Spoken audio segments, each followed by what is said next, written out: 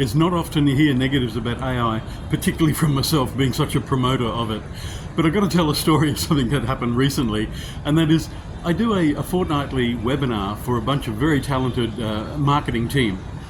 And it's very interactive. We have a workshop and we discuss the things that we happened and things that worked and things that did not work.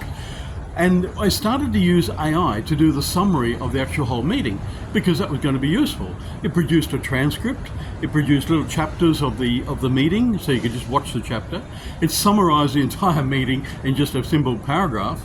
So the last two meetings, people didn't attend.